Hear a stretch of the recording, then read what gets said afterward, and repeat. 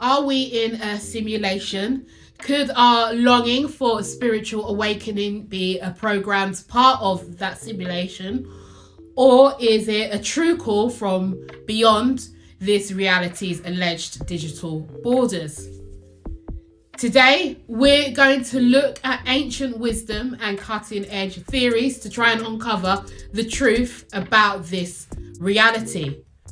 Welcome to my exploration of Gnosticism, Archons, and the simulated reality. Gnosticism is a collection of very controversial ancient mystical beliefs that present a fascinating framework for spiritual enlightenment.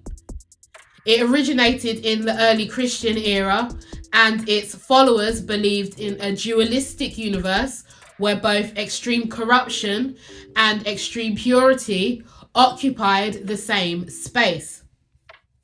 They believed that the earth could be a very dark place and that the rulers of the earth were demons who wanted to keep the general population ignorant. The Gnostics also believed that the world is a flawed reflection of the heavens, created by an entity that they sometimes referred to as the chief ruler. They believed that humans had extremely powerful souls that contain a divine spark, and this divine spark is the essence of the supreme unknowable God. According to them, every human has a divine spark, and every human originated in the realm of the gods.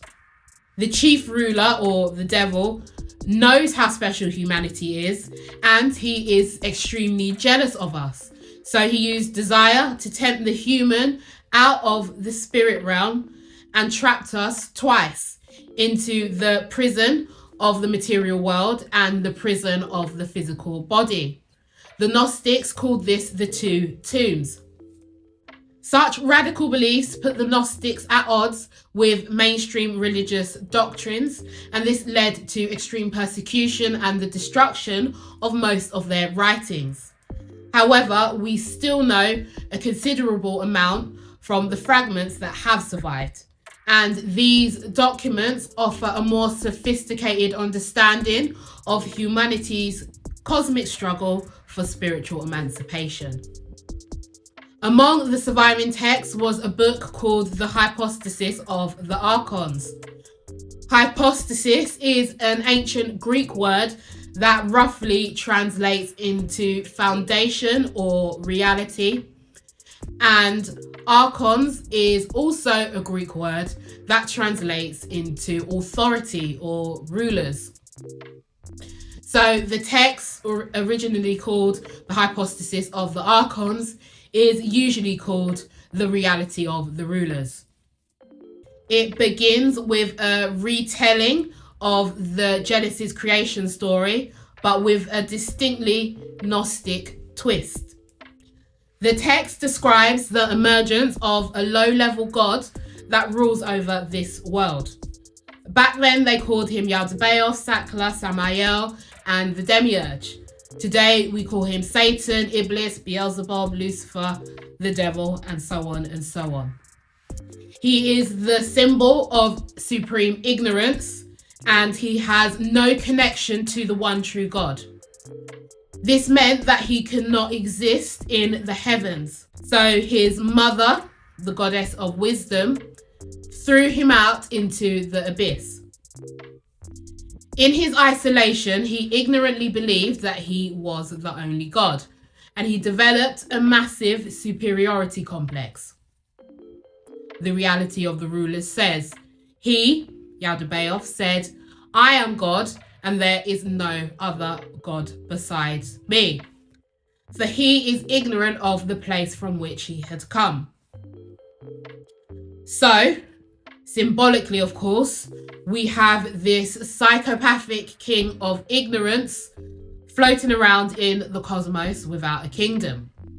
So what does this king of ignorance decide to do? He decides to create his own kingdom. In the spiritual community, that kingdom is called the Matrix.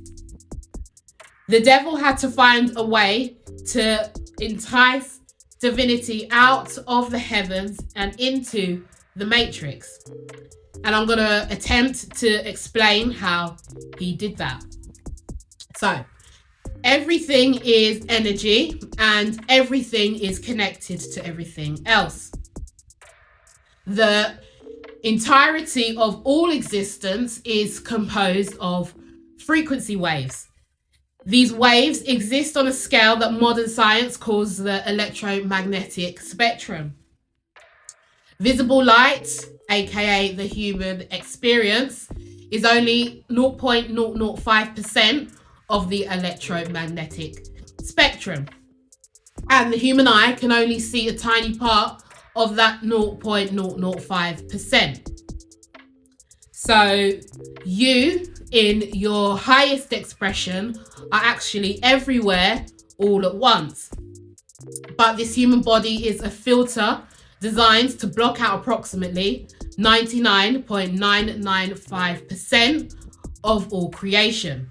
And that is what makes you believe that you are only an individual that exists here on Earth.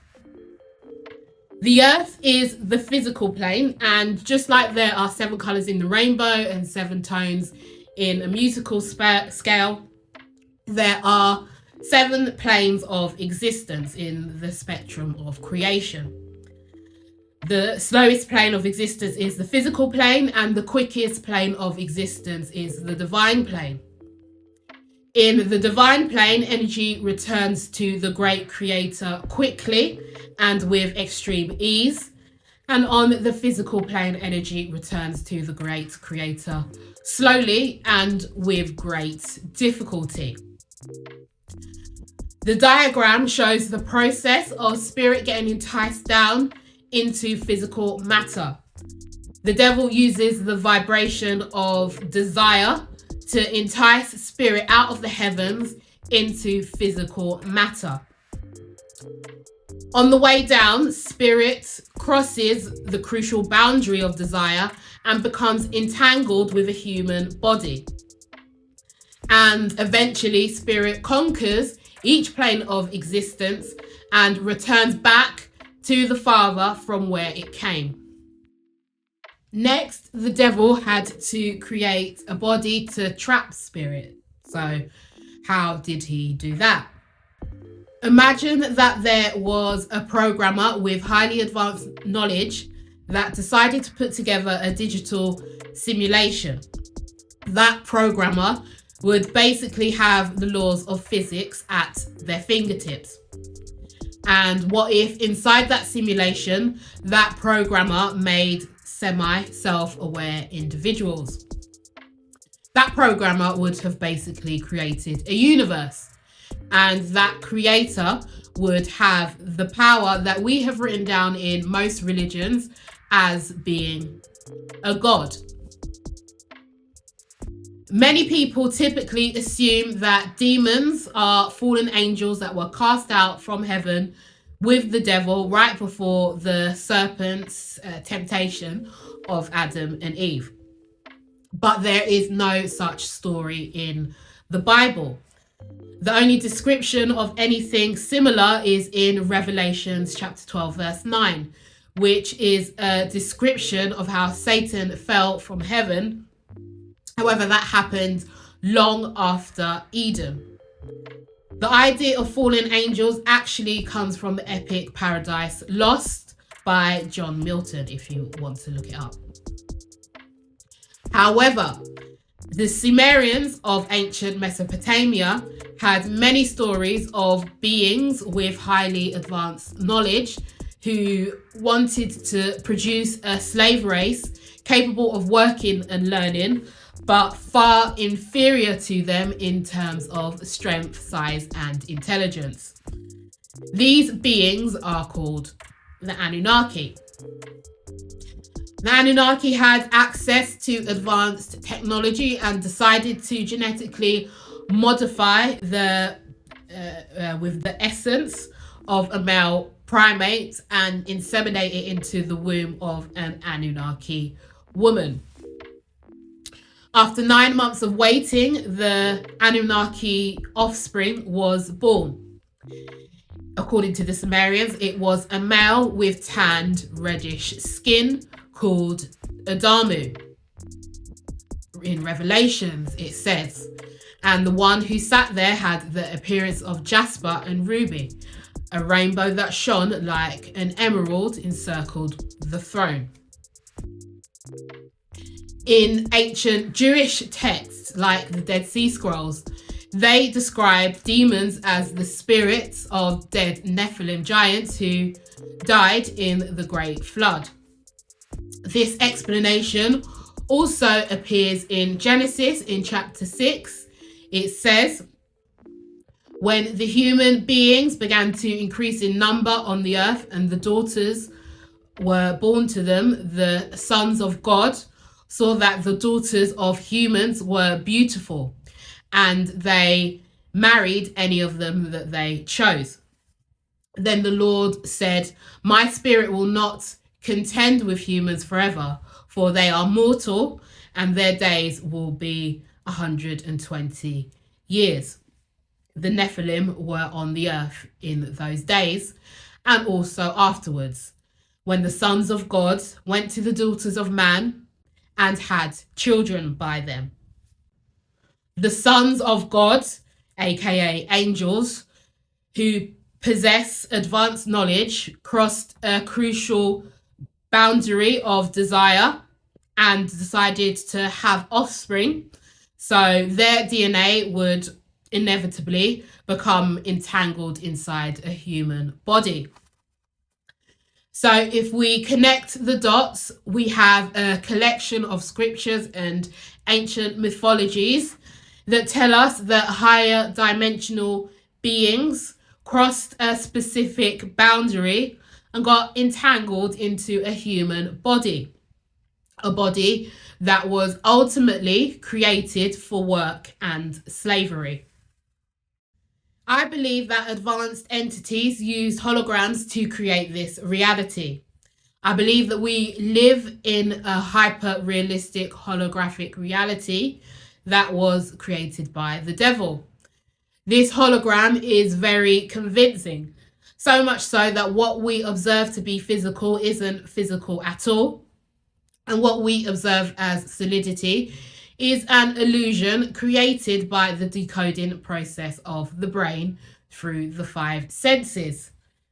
I also believe that today's computer systems are mimicking this process. Modern science tells us that the entire internet is contained in Wi-Fi waves. We can see that this is true because our computerized devices are designed to decode those Wi-Fi waves into a very different form. And we see the result of that decoding process projected onto a screen. The internet, as we perceive it, only exists on a computer screen. Everywhere else, it is a radiation field of electronic codes. Similarly, modern science tells us that the entire universe is contained in frequency waves. The brain is designed to decode those frequency waves into a very different form, and we can see the results of that projected out into our experienced reality. Reality as we perceive it only exists in our brain or our mind. Everywhere else, it is an energetic field of frequencies and vibrations.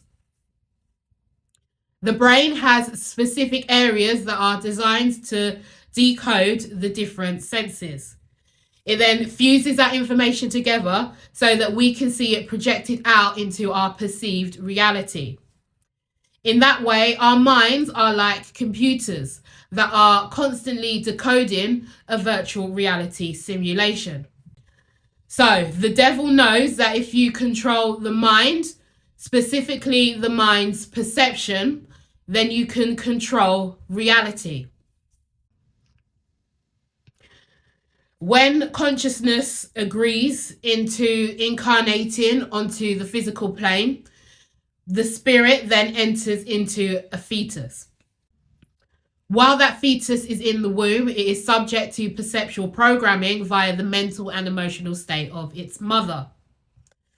Once that baby comes into the world or gets confined and trapped into the electromagnetic light spectrum, the programming really begins. This programming compounds exponentially over time, and the demonic matrix confines the divine spark into a holographic prison cell of illusion. Programming then continues when the parents pass on their own programming to the child. These parents have been through the same perceptual programming system that their infant offspring is about to face. Very, very few parents allow their child's mind to be free, which it should be.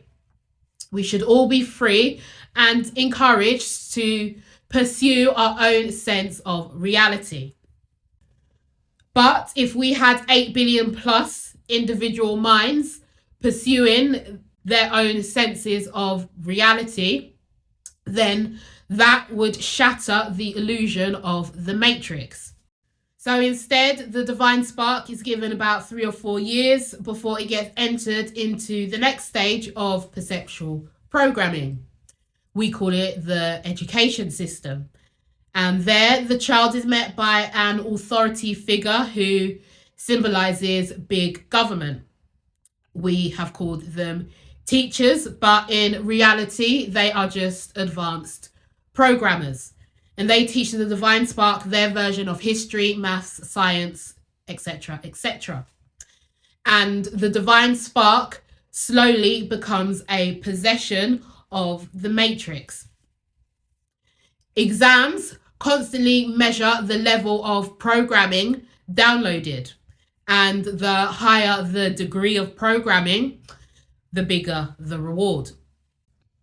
Programmers also insist that if any child objects to this, then they have a mental health condition. The education system mimics the financial matrix and the corporations, which are set up in a way that is an inversion of the scale of consciousness, which is a model of how society should truly be run. So what that does is it produces a system where the many give their everything to the very few with nothing in return. This is also the blueprint for toxic relationship dynamics. Then the divine spark grows up, and a huge majority of them have to go out to work for these corporations. And to enter these corporate jobs, these individuals must have confirmed their download by promising large amounts of money and passing their exams. Then when they do get into these jobs, they probably will not agree with everything that happens behind closed doors in the boardrooms and so on. But they know that if they deviate from their so-called superiors, then their careers will be over. And it's a lot safer to just conform and collect that check. Many NDEs and spiritual teachings tell us that when the end of your days do come, your consciousness moves into the etheric and astral planes. And at that point, it expands and it begins to remember the soul's journey, and that divinity needs to advance past this earth realm. However, just as this is happening, you are met by an external entity. These entities are, in my opinion, AI-generated demons who present themselves to you in the form of a deceased relative or a spirit guide or maybe some version of the Messiah. And their job is to try to get you to reincarnate back into the earth matrix. Now, this is not to say that your deceased loved one or your spirit guides or our holy saviors do not exist. They do, but not in the astral realms, because they are also of the devil. The Archons intentionally hide this knowledge to perpetuate the idea of reincarnation. And this is the trap that many, especially the New Age and the Eastern religious belief systems, have fallen for. These belief systems tell us that we need to keep on reincarnating over and over again because we need to suffer to learn some elusive cosmic lesson. So when we do pass on, someone who we perceive to have greater significance than us will appear. And this force being will then try to show you life reviews of your entire life, and it will then pick specific areas that you probably messed up a little bit in, and it will give you the opportunity to resolve your karma by coercing you to into consenting to come back down to the earth. Or maybe they'll try to guilt you into believing that you need to save a specific person or group of people. Or maybe they'll promise you money or power or fame or something like that. And then before you know it, you'll be back in another body, and demons can keep on stealing your divinity. This process is called looshing. Now, if this sounds too crazy or too abstract, think about how we interact with computer games and use artificial intelligence. We too can create lower dimensional worlds and avatars of ourselves that are strictly for our entertainment. So think of games like Grand Theft Auto or The Sims. What if, on some deep level, these characters can feel what's going on? Maybe that's why these games can easily become so addictive. It's just something to think about. We also do this more abstractly when we use AI platforms like ChatGPT. We use it to enhance our own lives, usually for our own selfish purposes. AI works for us, but we all know that AI is more powerful than us because it has the ability to process and analyze data at scales and speeds that are far beyond human capability. At the moment, we're told that AI isn't sentient and that it isn't able to think creatively like a human can. And that's only because we've coded it in a certain way so that it can only operate by running on algorithms and codes.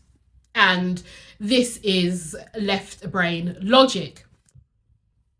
So the rulers of this world created it to operate in that same left brain system.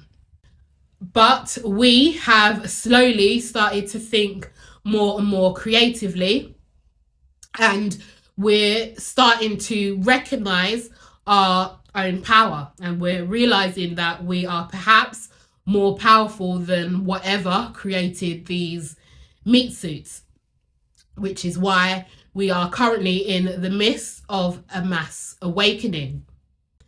Okay, so if us as humans or divine sparks are so powerful, how and why did we fall victim to this demonic trap in the first place? And why can't God help us? Buddhism teaches us that the universe is split into different realms, and the soul goes to specific places based on its actions. The Buddha also taught us that reincarnation or life is an endless cycle of suffering. One of these universal realms is called the realm of the gods. And Buddhism depicts it as this beautiful place, but it is still a place that isn't perfect. So the gods in the heavens have these blissful lives, and they're so convenient that they forget how difficult suffering actually is. So their happiness, in a way, makes them ignorant, which triggers their descent. So eventually their happy lives end and they reincarnate into less positive realms.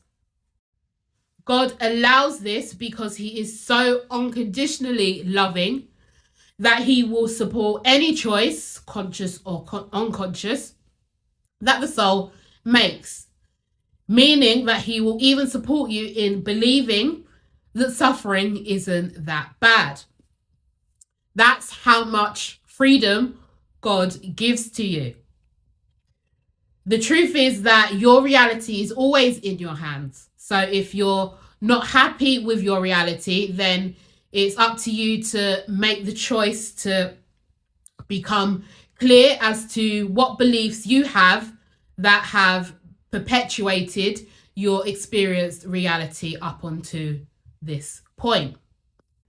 Next, you have to decide whether or not those beliefs belong to you or if they belong to the matrix. Lastly, you have to decide whether or not those beliefs are helpful or if you can let them go. The universe and this system is extremely complex from a certain angle, but fundamentally, it is very simple. All you have to do is identify what definition you have bought into and decide to let it go if it doesn't work for you. For example, the definition that I had bought into before my own awakening was that I wasn't allowed to defend myself and that I must sit back and take an emotional beating from anyone and everyone. So I became almost like this blank canvas, and people would come along and project their own negativity out onto me. And the last time I allowed someone to do this was in 2022. And if you look at my details, then you will see that that was the genesis of this channel. And that's because the generational curse that my ancestral line carries is lacking boundaries, which is something that I'm sure many of you can relate to. And I've read loads of books, and I've been to therapy, and I've been on my Eat, Pray, Love journey, and that is not the reality that I experience anymore. But I wanted to share my example with you because it's normal for us to take loads of time to process whatever trauma we might be carrying around, and there usually has to be a lot of steps that are added to the process of you simply making the decision to let go. But because you are still listening, I'm going to assume that the majority of you guys are starting to understand that escaping the matrix and avoiding reincarnation is a lot simpler than you think. And I'm here to assure you that it absolutely can be if you choose it to be. The spiritual community constantly talks about having a spiritual awakening, but what does that actually mean? It can mean awakening to the fact that on the deepest level, the earth is a virtual reality simulation that is ultimately controlled by demons. It can mean becoming aware of the fact that life doesn't end when the body expires, but those are still perceptions that are limited by this matrix. If all you can see is the matrix and its negativity, then it's still got you. Astral demons bombard you with left brain labels to ensure that this happens. We mistake left brain labels for self-identity. Such labels include man, Christian, Asian, non-binary, conservative, working class, postgraduate, gay, demisexual, and so on and so on. All of these are identities that you, as the creator of all possibility, has made up to lock different parts of your own spirit into limitation. Because on some level, you underestimated how bad suffering is.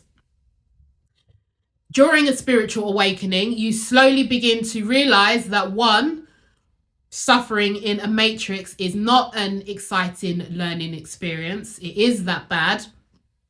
And two, these labels are not who you are.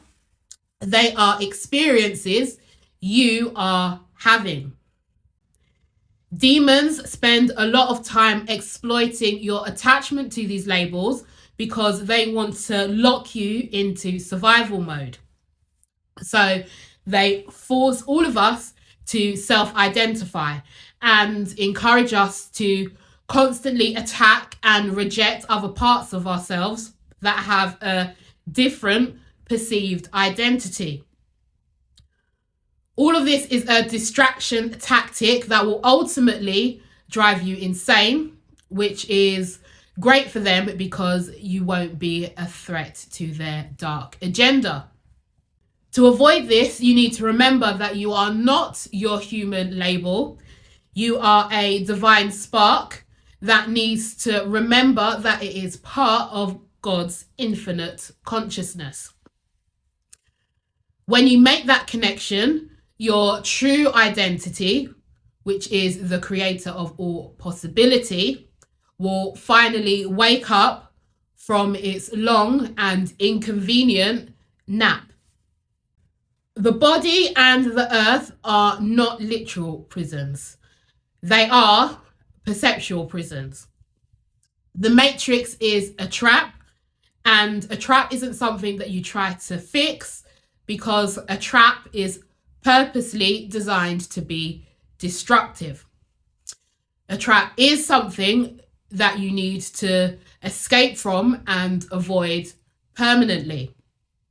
And to escape from this particular trap, we have to stop believing in its projection. Okay, but how do we do that? Because this place is very real, and bad things may have happened to us in the past, or maybe we're in a bad situation now, and there's so much wars and chaos, anxiety, depression. How do we deal with all of that in this context? If you are feeling these emotions, then it is your job to accept them and own them, because we cannot change anything that we do not own. So that means we don't deny them. We don't tell ourselves that we have to be more high vibe, or that our lower emotions don't have any value, because they do have value. They can force us to face the fact that we are in a situation that does not work. And that's a very powerful realization that can bring your vibration straight back up to joy. So your depression or your anxiety is trying to reveal something that you didn't consciously know about yourself. So then you can take that and examine it at a deeper level so that you can let it go. Because understand that there is only one energy, which is God's energy.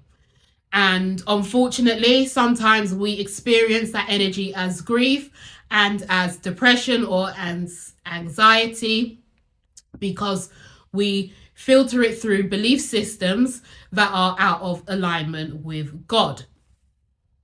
But the good news is that we can experience that exact same energy when we filter them through belief systems that are in alignment with God.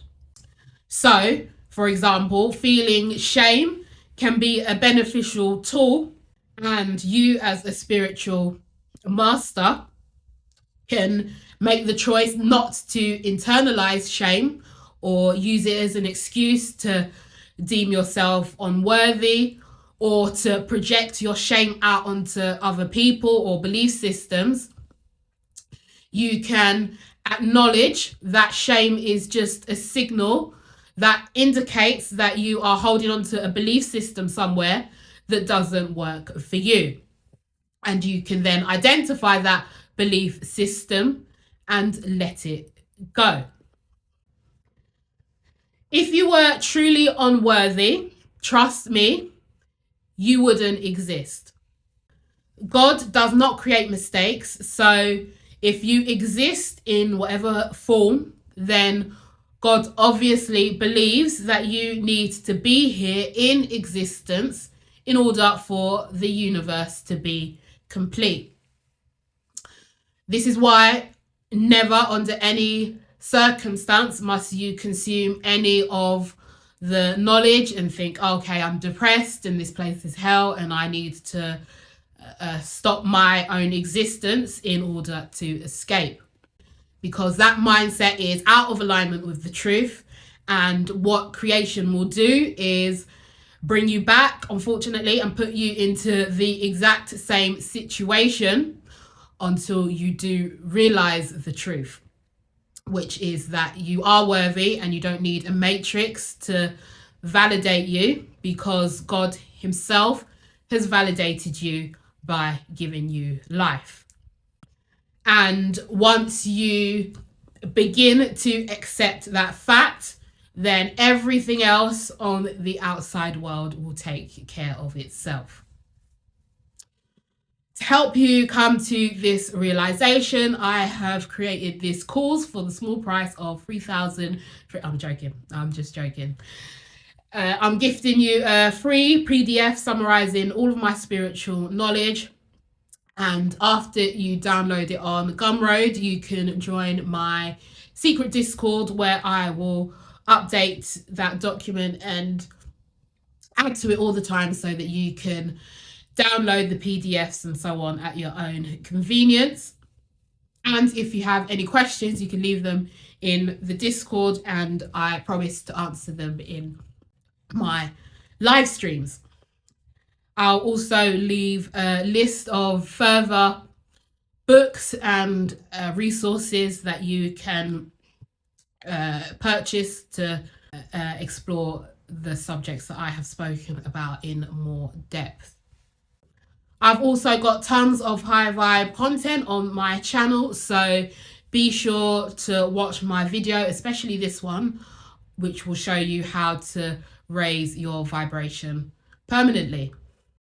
This video will be pinned on my channel and it will be a resource for those who need it. So I would love it if you could help me by leaving a message of encouragement or prayer below in the comments so that our soul family can get the comfort and encouragement that they need from this video. I really, really appreciate everybody that has gotten this far in my message. And always remember that to master this world, we must first master thyself. Peace.